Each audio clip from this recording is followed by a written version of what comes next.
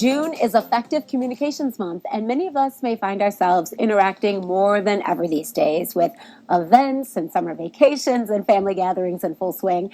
We might be a little out of practice, so divorce coach and book author Andrea Hips is here to tell us more about communication and help us with some tips as we navigate our daily lives. It's good to see you, Andrea. Good to see you too. Thanks for having me. So this is an important month. Of course, communication is important all the time, but we do find ourselves in a time where events are back up. The last couple of years have been quiet. There have been curveballs, and I think this refresher is always good. Yeah, it's funny how we can get in a place where we think we know what we're saying, and then we think we're saying it, and then the other person comes out with a completely different understanding, and we're like, how did this even happen? It's a miracle that any of us ever communicate well. Yeah, and we are communicating, and sometimes that's Zoom. Sometimes it is text, which I think just is a big open field for miscommunication because there's that lack of emotion.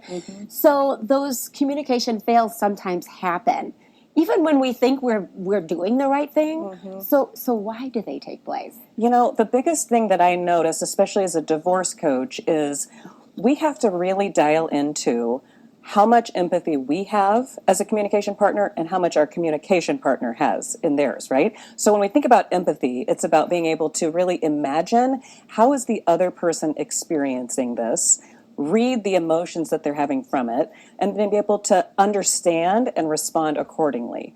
When we can't do that, communication immediately becomes difficult. And that's why over Zoom and in other cases, we're having a hard time really getting in and understanding where is this other person truly coming from in an emotional space. Sure. Okay, so if we sense that there might be a communication difficulty or fail that is happening in that moment, are there ways to navigate our way out of it or to kind of save the conversation? Yeah. When you're noticing that either you are lacking some empathy or your communication partner is lacking some empathy, it is time to gently close the conversation down. And the ways we do that are just saying, I want to protect us both. I think we've probably reached a good end here. Or, you know what? I've heard what you've said. I need a couple days to think about it. Let me do that, and then I'm going to revisit this with you later. Yeah, it's interesting how we can say, oh, this is what I meant, but people's perception of what we say can be very different. It's that old, like, here's what I think, here's someone else's true perception of it, and here's how I think that others think of me, kind of one of those things.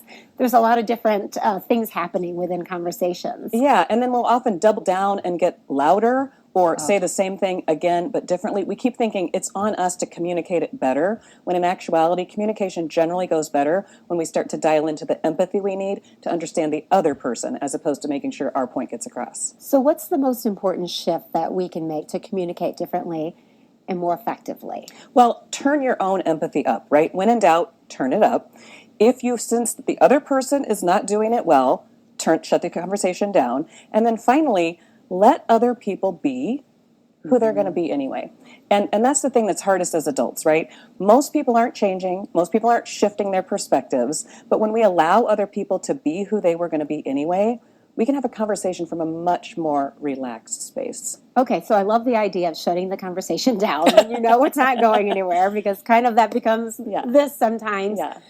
How do you pick it back up? You say, okay, we need to figure out a solution to this. Some things maybe you can just let go, but some things there needs to be a pickup again. How do you approach that, Andrea? The entry point that I give people is to say, I'd like to have that conversation again, and I'd like to have it differently. I'd like to listen better to you. I'd like to understand your perspective more.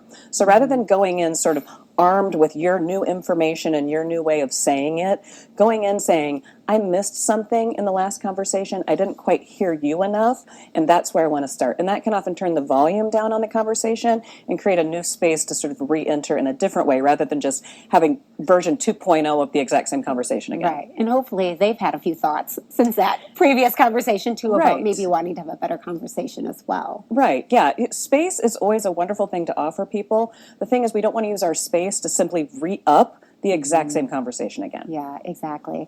And so I know if people have questions, you have a website, you are a book author, and then also you're a divorce coach. And do you ever get the question of people asking, Oh, I didn't know there were divorce coaches out there. Yes, yeah. Most people go through divorce in a fairly typical way. They get really upset. They go into a very dark space for several years, and then they come out and they can have some lingering resentment and some issues that don't get resolved. As a divorce coach, I really help people clean up their debris from their divorce as they're going through it and really step into the next section of their life different, better, more whole.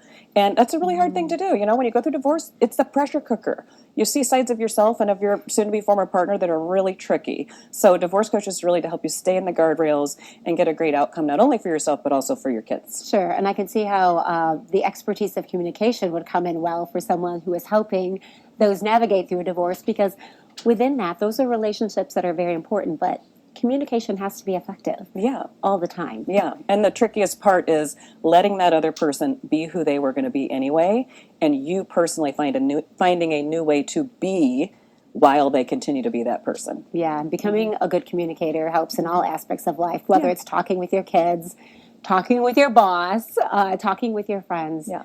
It's just such a essential part of living. Yeah. Yeah. Well, thank you so much for coming by. We appreciate it, Andrea. It's great to see you again. Great to see you too. Thanks for having me. Yes.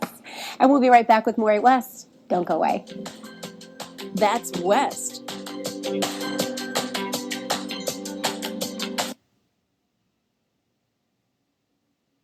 Is it okay to call you Mom?